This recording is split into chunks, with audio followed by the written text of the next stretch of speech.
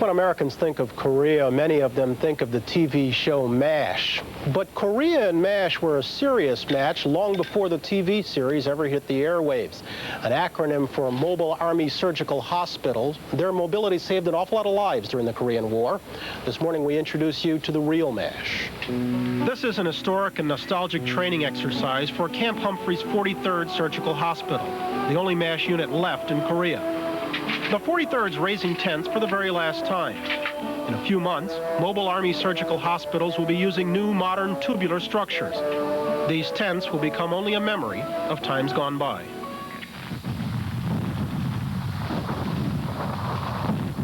At the height of the Korean War, this MASH tent housed surgeons fighting to save lives. Even in a makeshift hospital, under very difficult conditions, doctors managed to operate on over 150 patients daily, and with amazing success. 98% of all men wounded during the Korean War survived. They made it because of the medics at the front, the speed of the evacuation helicopters, and especially because of dedicated doctors and nurses like those from the 8055 MASH unit, one of the first MASH units in Korea, staffed by nurses like Genevieve McLean, and surgeons like Dr. Charles Easterday and Dr. Jerry Blanchard. We operated on, and there was just no let-up. And our commanding officer, he said, if the fellows can fight, you can work. And that's what we did. We focused on one thing. That was the patient. And in helping him to get back to Japan and to his home alive, I would talk to them. And I would say everything that sounded nice and try to cheer them up and encourage them.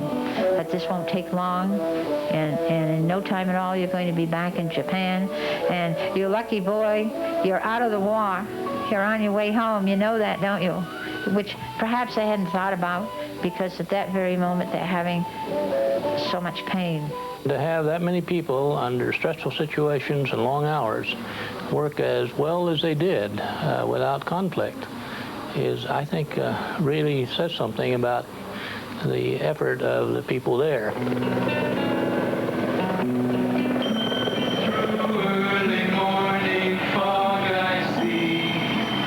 The efforts of doctors and nurses in mobile hospitals in Korea were introduced to millions of Americans 20 years after the Korean War ended. I realize and I can see.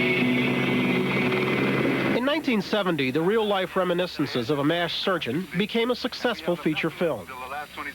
The movie was then followed by one of the most popular TV shows in history.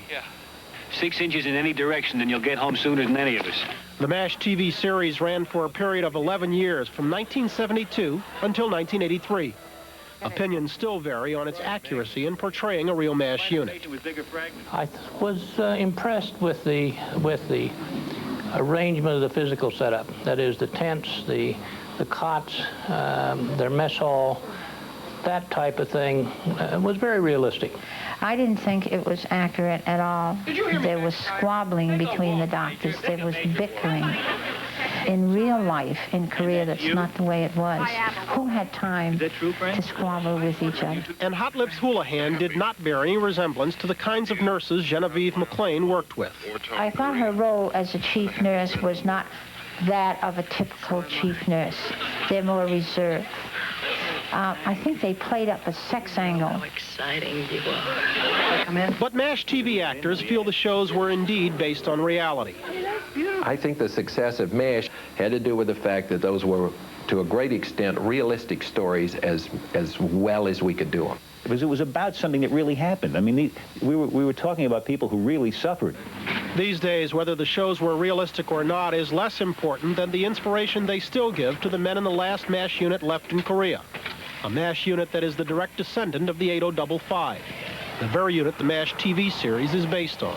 My title is Chief Nurse of the 43rd Mobile Army Surgical Hospital, and I relate to Hot Lips Houlihan by sharing the same title, and that's about as far as it goes. I feel very proud to have followed in the footsteps of those people who preceded me in this job and with this unit. A very important job they've done, and we're ready to do whatever we have to do should the need arise again.